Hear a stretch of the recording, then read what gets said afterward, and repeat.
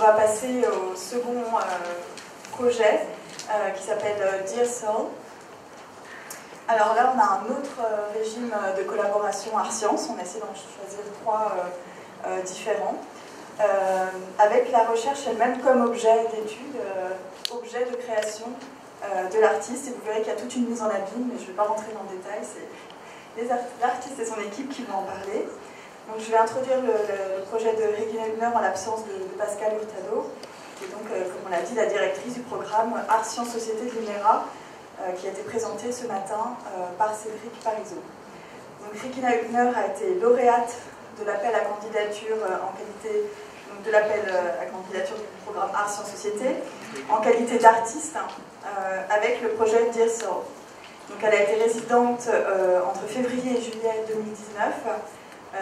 Et donc elle a été accueillie à l'INERA en partenariat avec le conseil départemental, l'unité de recherche CIML, donc le centre d'immunologie de Marseille-Ligny, avec également le concours de l'INMED, qui est l'Institut de neurobiologie de la Méditerranée.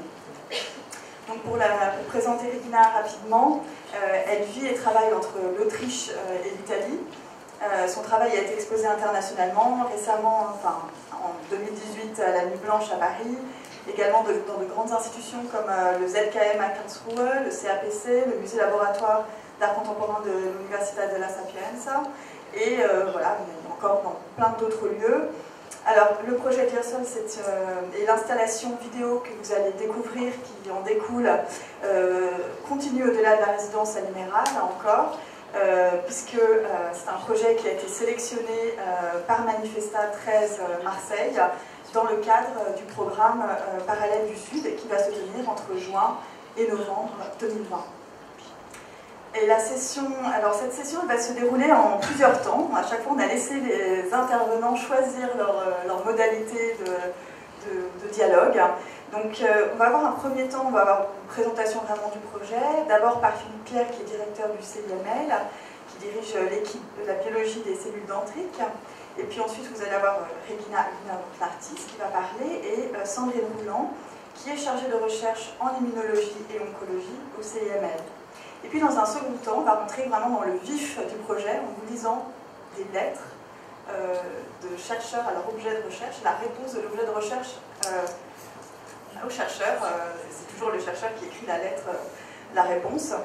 On va vous en lire voilà, un certain nombre. Mais maintenant, je vais laisser le soin aux acteurs de ce projet de le présenter plus en détail. Merci. Bonjour. Voilà, c'est très, très beau et sympathique de pouvoir enfin voir l'accomplissement d'une année de travail. Donc à l'origine, d'ailleurs, je dois remercier, malheureusement elle n'est pas ici, mais Pascal Hurtado, qui était vraiment clé dans ce projet, avec qui j'aurais dû interagir. C'était prévu que ce soit question-réponse, donc je n'avais pas préparé un laïus seul, mais on va essayer de remédier à ça. Donc Pascal a été déterminante pour l'avancée du projet, sa promotion et sa sélection donc, pour la manifestation au moins l'année prochaine. Donc l'idée, donc, je travaille donc, sur l'immunologie, donc le centre d'immunologie est dédié à l'immunologie.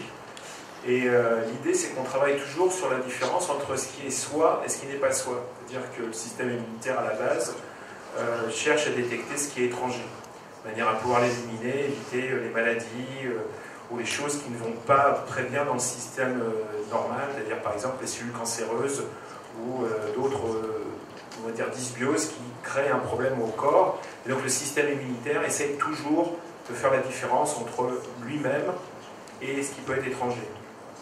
Malheureusement, ça peut aller aussi dans le mauvais sens, c'est-à-dire que si cette reconnaissance est mal dirigée, et ben, ça crée une maladie auto-immune qui peut avoir des conséquences graves sur la santé du sujet, et donc on peut aller jusqu'à des paralysies, etc.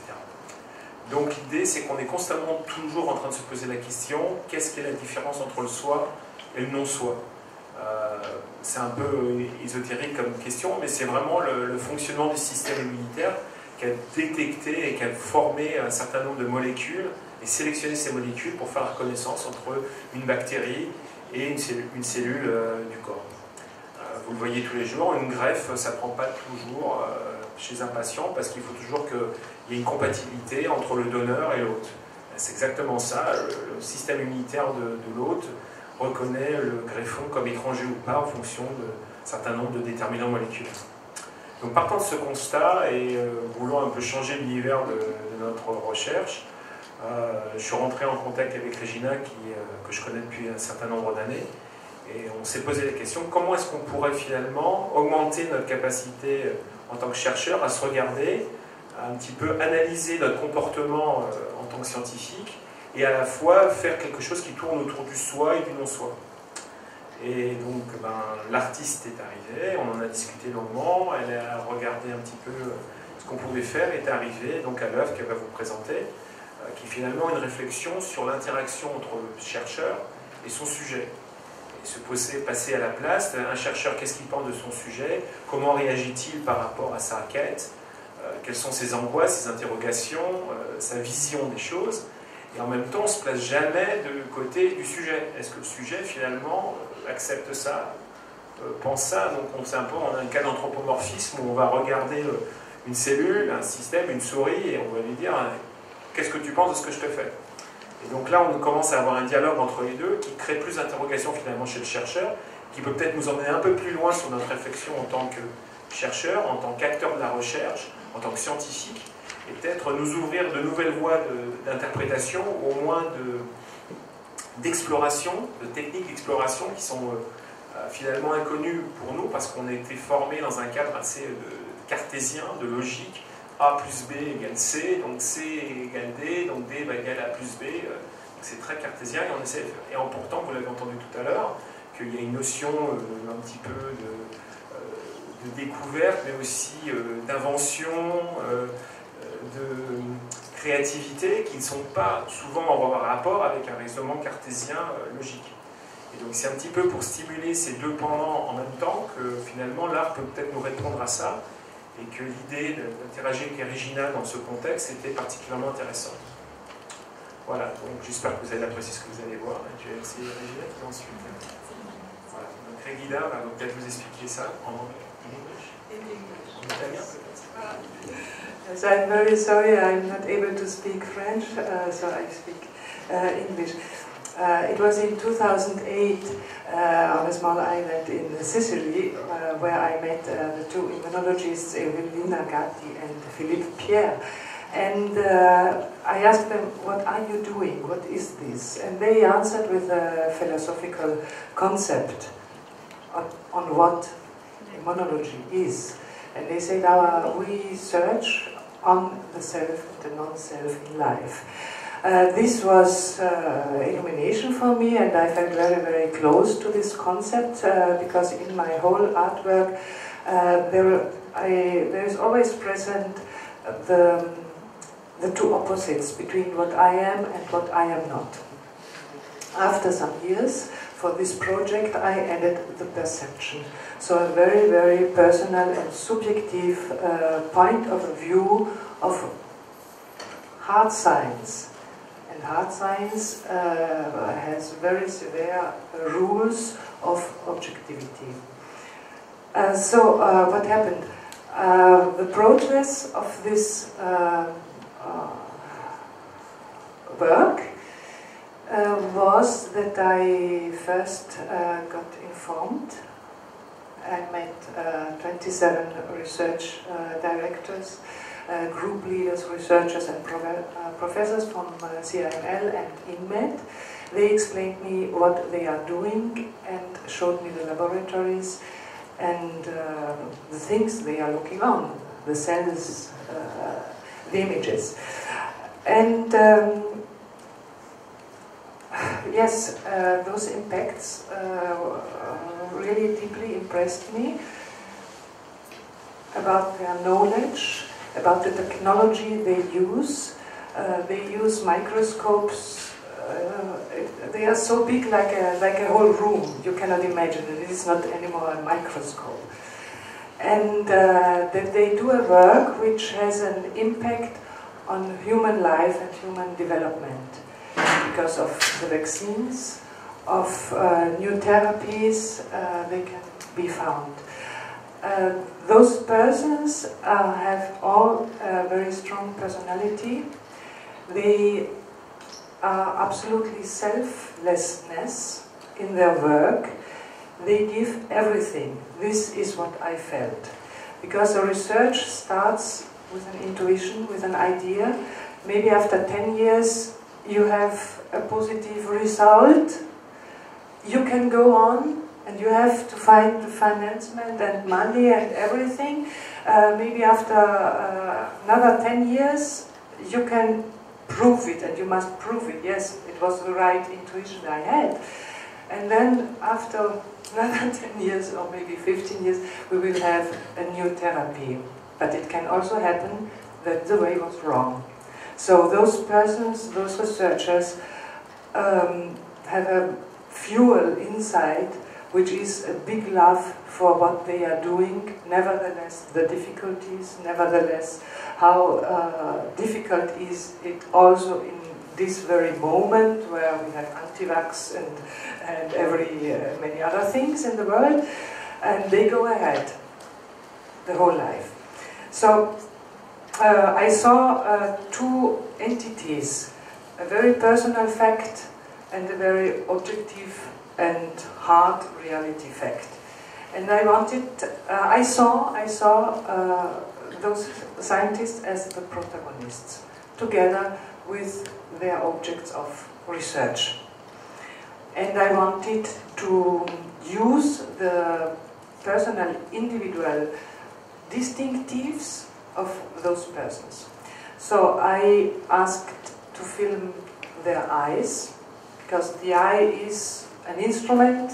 We have the function of an eye is for everybody the same, but it is absolutely distinctive. Nobody has the same eye as the other. It is beautiful. It is the window to our soul. You fall in love if you look in the eyes of a person. The calligraphy of the researchers, also this is a distinctive.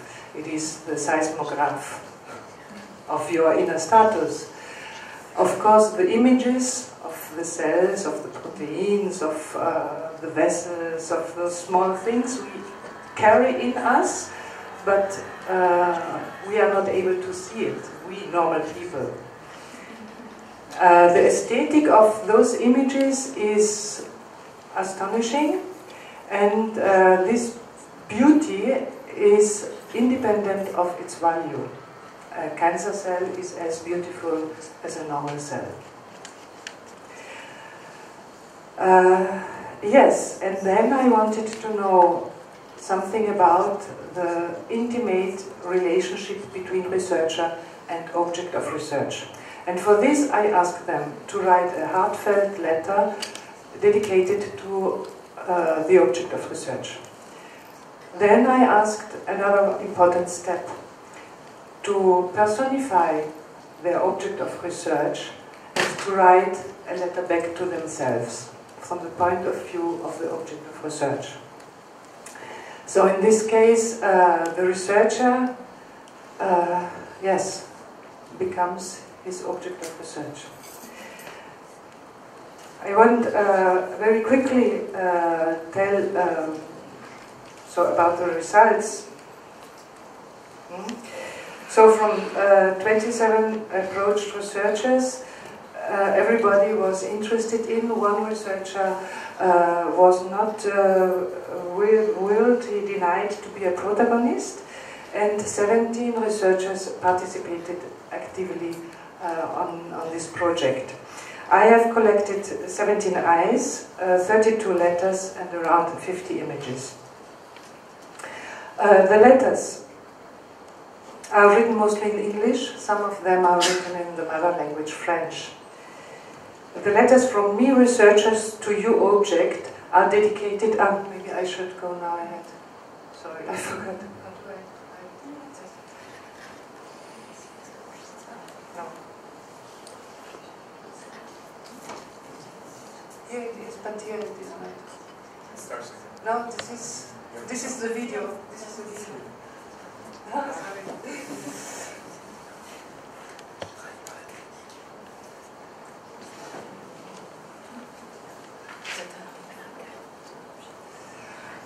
Yes, so the letters are dedicated to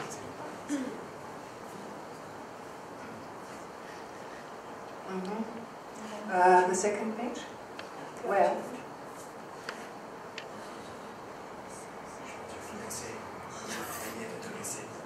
No. Okay. Sorry for this. The letters are dedicated to Brucella and other bacteria, to the dendritic cells and innate immunity, to the elusive venin, to or the germinal center, to lymphoma cells, to the cell membrane, to neurons, to type 1 conventional dendritic cell, to the endolysosomal trafficking in immune cells, to the hematopoietic stem cells, to the ultramicroscope version 2, to the invariant T cells, to the research itself, to the incroyable vivant, to the macrophage, to the cancer cell and its ecosystem. Those letters deal with history and function of the specific research, errors and difficult results, beauty, inspiration, death, about space and time, complexity, hope, faith, or competitive environment. We find metaphors like medieval dances, black holes, windows, branches, woods. So, is it the next?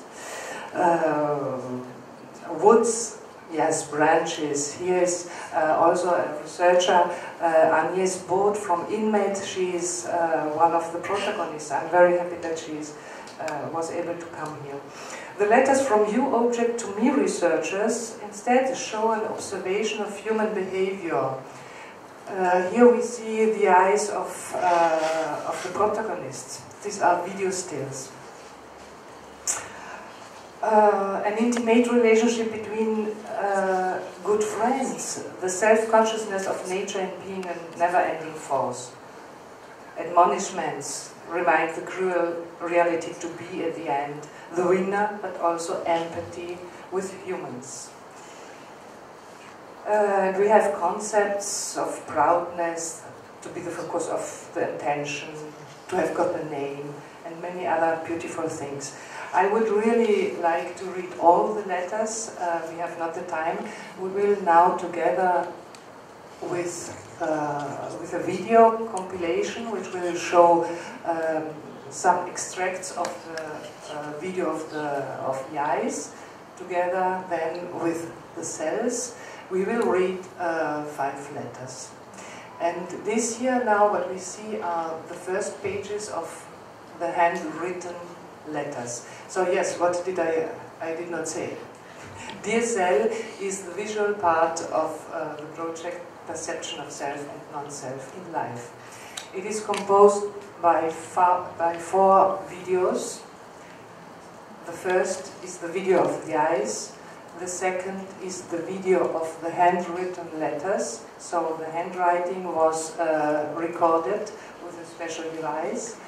The third video is the transcription of those letters, the typed transcription. And the fourth letter are the cells, or the images of the objects of research on those persons.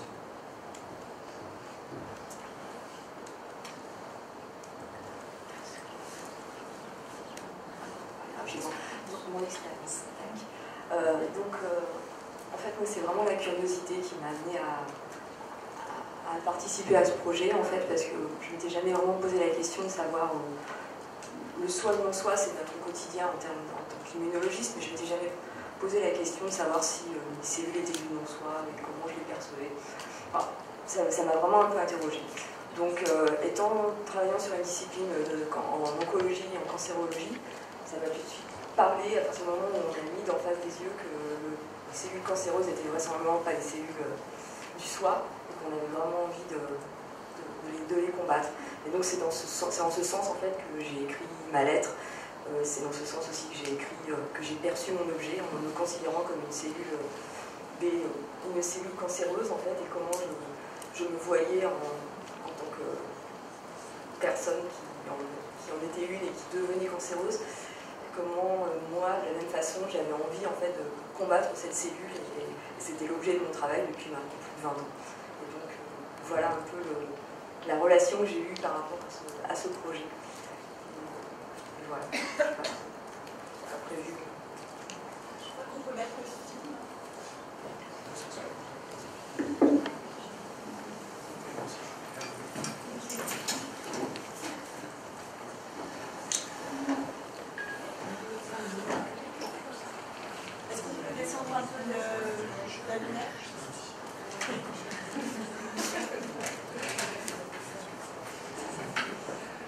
Jean-Pierre Gorvel, Research Director, Group Leader, CIML. Research on host-pathogen interaction. Letter from me, researcher, to you object, Brucella and other bacteria. 13th June 2019. Dear Brucella and other bacteria, we have come a long way, you and I. I came from a poor cell biology background, and you permitted me to draw a bridge between basic and biomedical research. Instead of studying inert beads, you led me into the complicated war between the pathogen and its host. On the other hand, you, the beneficial bacteria, like the microbiota, blur the division between self and non-self. I now realize how much non-self we are. Indeed, depending on the scale, we are much more non-self than self. Therefore, the idea of self, from a microbiological point of view, is clearly an illusion. How much of a self can we consider ourselves when microorganisms outnumber human cells 10 to 1? We are increasingly aware of the pivotal role these microorganisms perform in human health, for good or for ill. On the other hand, during an infection, the sense of self is heightened because it results in a war between the organism. In this case, the human being, e.e., me and you, the pathogen. Brucella, you are such a worthy and ancient opponent. The relationship between your species and mine is extremely old. You are related in evolutionary terms to one of the most outstanding acts of symbiosis, the mitochondria. Virulence decreases as the time of the relationship between the host and the pathogen increases. You come into our bodies practically unannounced. You fool our immune system. You are incredibly difficult to diagnose as, in the acute stage of the infection, you can disguise yourself as a common cold. You can stay in our bodies for years, and only in the long term you will camouflage yourself again as arthritis. Your capacity to confound our defenses is outstanding. Such capacity has been the focus of study of research for many years of my life. In addition, it is still not resolved. You will continue to surprise me. As to the microbiota, you might turn out to be the real captain of our bodies. In this case, the lines of the self are blurred. How much self-will can we pretend to have if you are the ones who are in charge of our well-being? You can control one of the most human characteristics, our moods. If the balance between the trillions of microorganisms and the cells in our bodies is attained, we can thrive with this perfect symbiosis, and we can aspire to become a united self within this cellular and microbiome community. This is the eye of Sandrine Roland. Jean-Pierre Gorvel, letter from you object, Brucella, to me researcher, 13th June 2019. Dear GP, I'm not sure if I like you. In fact, I think not. You have spent your time trying to decipher the mechanisms in which I, Brucella, can fool the immune system of your species. It is a very ancient battle. I would even call it a war. And to be honest, I'm not sure you will win this one. I'm very conscious of myself and of yourself. You, a host, in which I could live for as long as you live. provided that you do not diagnose me and treat me with vaccines in the case of animals, or with antibiotics in your case. I have had a very long time to perfect my weapons, yes. The first one is to invade your organism without causing too much alarm. I am able to withstand a hard loss at the beginning of infection, making you believe you are winning.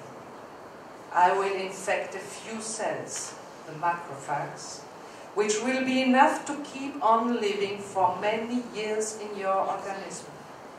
I am even able to hijack your own cells, the neutrophils, as a Trojan horse to disseminate myself in your body.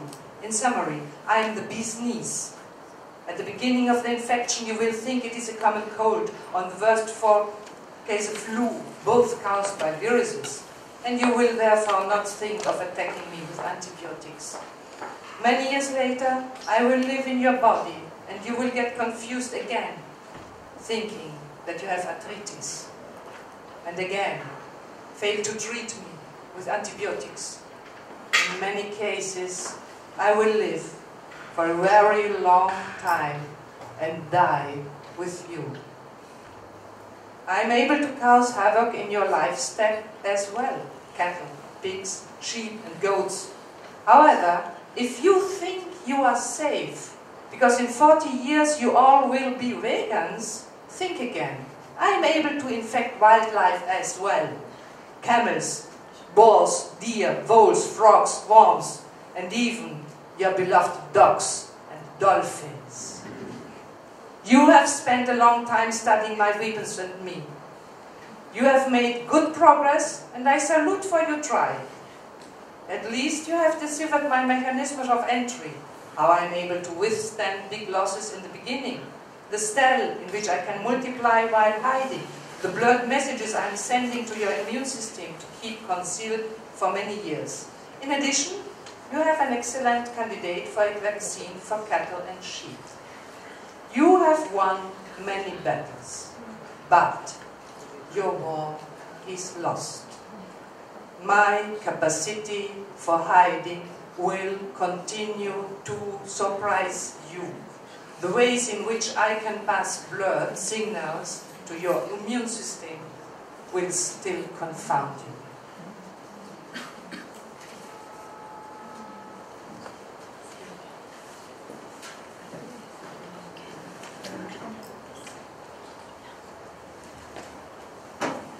Je vais lire la lettre de Sophie Ugolini, qui est directrice de recherche au CIML, à son objet de recherche qu'elle a nommé « Incroyable vivant », le 27 septembre 2019.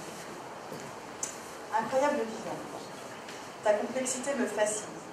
J'essaie de comprendre comment, de tous les éléments chimiques inertes qui te composent, surgit la vie. Une vie si fragile et si robuste à la fois. Comment ces molécules qui te constituent s'agencent-elles, interagissent-elles, et surtout sont-elles en cohérence dans le temps et l'espace pour former un être vivant unifié. Une entité unique, composée d'une multitude d'éléments de nature et de fonctions différentes, qui est capable d'évoluer en permanence, de se défendre, de préserver son intégrité. Un être qui aime, raisonne, évolue, s'adapte.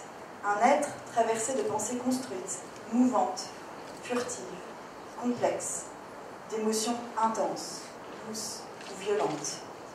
Un être qui souffre et lutte pour sa survie. Un être qui rit et jouit de la vie.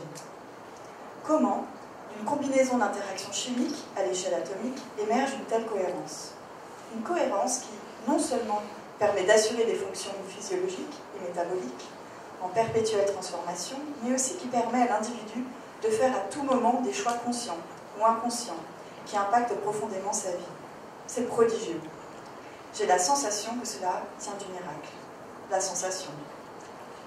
Sensation créée grâce à un nombre incalculable d'interactions chimiques dans mon cerveau, dont j'ignore tout, et que j'ai pourtant l'impression de contrôler. Mais ne serait-ce pas plutôt elle qui me contrôle? Ce modèle moléculaire qui constitue notre vision de la biologie aujourd'hui, est-il vraiment compatible avec la notion de liberté? Une véritable liberté de choix peut-elle émerger d'une série, même ultra complexe, de réactions chimiques et biochimiques? À quel moment se fait la bascule entre le oui et le non? Et comment ce basculement d'un côté ou de l'autre se produit-il à l'échelle atomique, à l'échelle moléculaire, à l'échelle cellulaire? Y a-t-il vraiment la possibilité qu'une cascade d'événements chimiques alternatifs se mette en place à chaque instant? Si oui, quelle est la nature de ce jeu qui fait ce choix? Notre liberté de mouvement, de décision, de pensée est-elle une pure illusion? J'aime t'étudier car tu es un lieu où science et philosophie se rejoignent, une source infinie de questions sans réponse.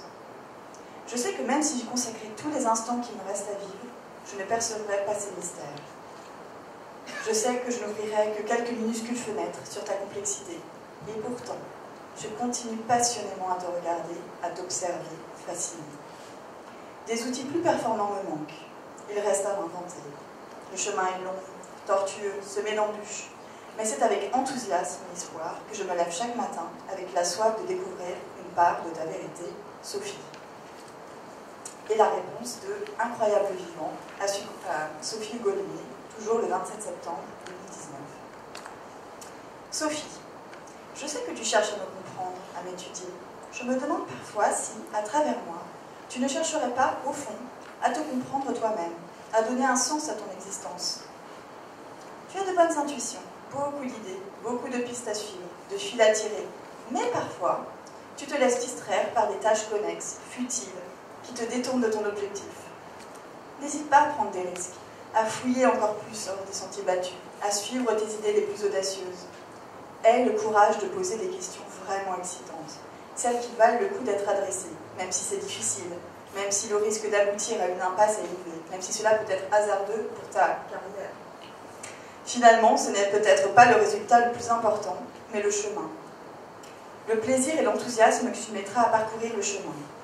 J'ai l'éternité devant moi. Mais le temps est compté pour toi. Ne le laisse pas filer trop vite, ou toutes tes bonnes idées et intuitions risquent d'être diluées dans le néant, avant d'être peut-être rattrapées, conceptualisées à nouveau par d'autres. L'important est de garder la flamme et l'espoir.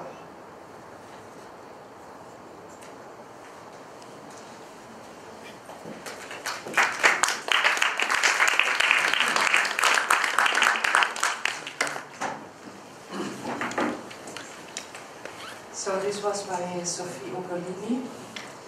Now, Pierre Millepied, he is chargé de recherche, group leader CIML. Research on integrative B-cell immunology.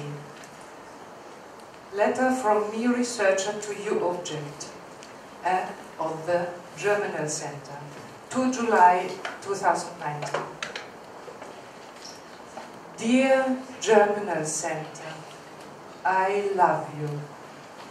I have loved you from the day I met you, even before that, from the day I learned about your existence. You are such a fascinating object. I love your shape.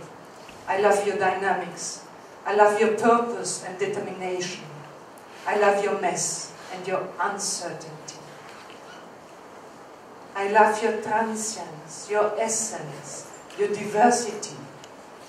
There are so many of you yet. You all share the same essence. You all carry the same evolution. Oh, I would like to get to know you better, but so far I have been intimidated and shy. For now I watch you, focusing my molecular lenses on all cells that you harbor and that together make you. It has been enough to satisfy my obsession and get to know you. I know I am not the only person obsessed by you. I am not the jealous type. I like seeing others love you too and expose you in poses that I had not seen through my eyes. You are always beautiful. But maybe in the future I would like to want more from you. Maybe talk to you, tease you a little, or push you in directions you do not want to go, to see how you react. How did you become so perfect? How will you be in thousands, millions of years? I wish I could see through your past and future evolutions. As much I am frustrated by my own limitations, I live in the peaceful hope that the next generations, my children and their progeny, will get to know you and to love you even more than I do. Yours sincerely, Pierre. Love letter. Also, this is a love letter. Letter from you, object, at the Germinal Center to me, researcher, 2 July 2019. Dear Pierre, I love it that you love me. But I'm wondering, do you really love me as a biological object? Or do you love the concept of me? The essence of what I do? It seems to me that by watching me, or should I say us, since you are observing many of us, you try to understand our commonalities, not our singularities. You scientists aim for the absolute model, the one equitation that governs our behavior, as if there was only one germinal center. Do not forget that what makes us fascinating is our uniqueness, our adaptability, our history, our evolution. In your models, leave enough room for us to move and express our singularities. Look at us as a complex ecosystem of cities. Our inhabitants have stereotyped behaviors, but they are all unique. Our streets are paved with the same asphalt, but our maps are different. Our number and our complexity is our strength. Don't you think evolution would have kept us simpler otherwise? Keep that in mind and keep watching us. We love it too. All the best, GC.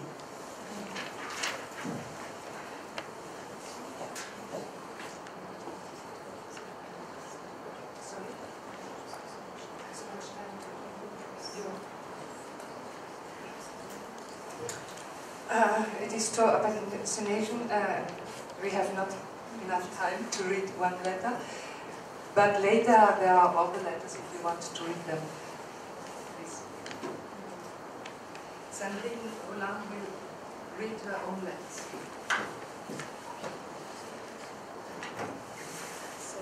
So dear lymphoma cells. Sorry. Oh, okay. Dear lymphoma cells, first time I speak to you directly. I have the impression that you have been part of my life for a while now.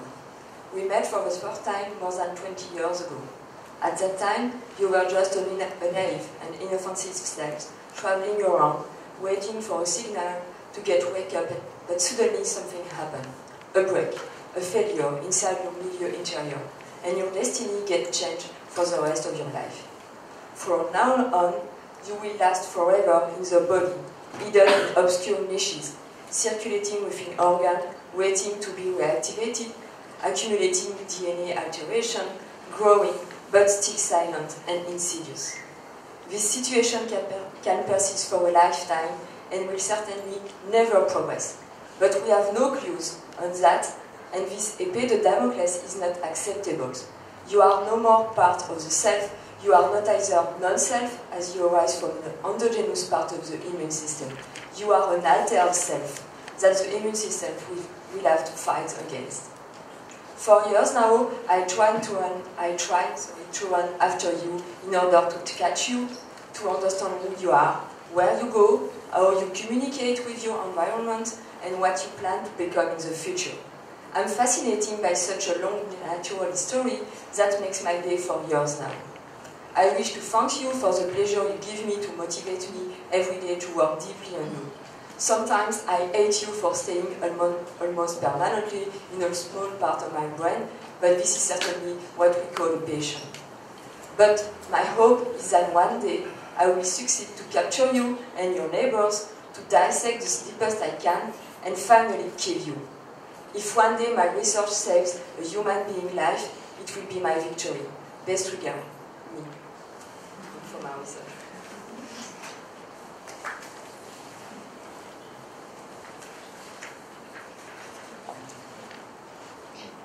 So the second one is a letter from you object to me researcher, 19 September 2019. B. This is not simply the second letter of the alphabet. I am also a sex, a B lymphocyte, not to say the better lymphocyte. It's a bit pretentious, but people are used to say that B cells are boring, which I think is not true. You have been working on me not for what I am the best, protecting the host, but for what I am bad. I am one of the most tolerant cells, with an extraordinary capacity to proliferate, mutate my genome, and tolerate genomic changes to improve my function. But this has a cost. I can acquire and tolerate deleterious breaks, mutation, become a transformed cell, stay silent for years in your body, and then suddenly cause a disease. One single message for you, Sandrine. You need to pursue your work and your attempt to fight me to keep people alive.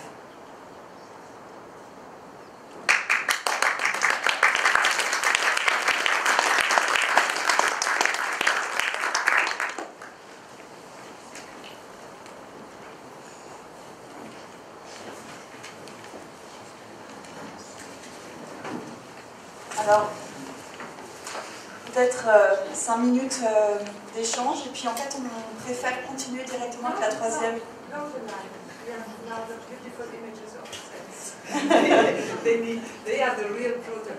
Je pense qu'on peut se parler dans le noir. Voilà, donc 5 minutes d'échange, et puis après je pense qu'on passera directement à la troisième présentation.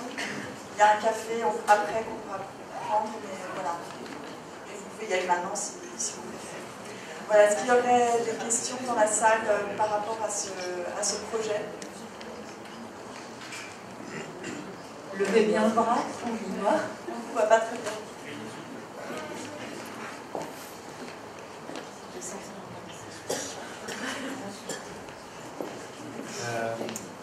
Well, it's a question. I asked a question in English so that Regina understands.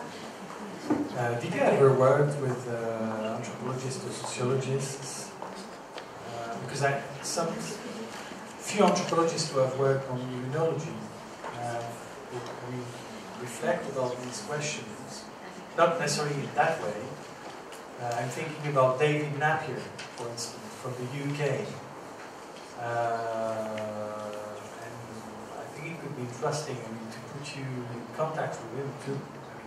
Your group. Yes, this would be increase the range of interdisciplinarity and maybe bring additional questions in your work. This would be surely interesting, yes, to come in contact. I did not work before with other scientists. Yes, I worked with protagonists. So persons. And this I want to point out, this work, okay, I am very, very honored to present DSL and Amidex, but I am absolutely thankful to INERA and the researchers of CIML and INMED, because without them this work would not exist. They are constituent in the whole work. And to work with protagonists, what does this mean? To share something.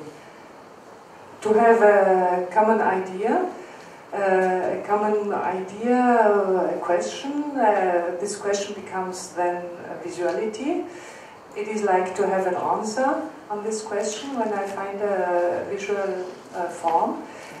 And to share it with protagonists means that you are not so alone on the world. And then I have a question for the scientists. Pour les chercheurs, if I may.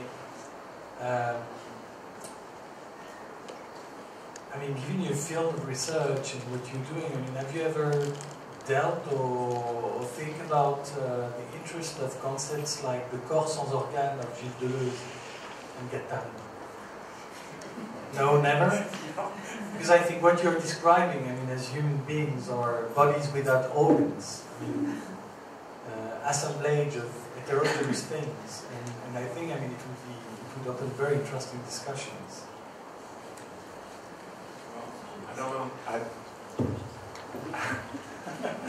Je ne sais pas trop comment répondre à ça. On est quand même à la base très orienté sur les tissus et l'organisation d'un système. Alors ensuite, il se trouve que le système immunitaire est un peu particulier, dans la mesure où c'est un organe, mais c'est un organe sans position définie, puisque par définition, il est partout.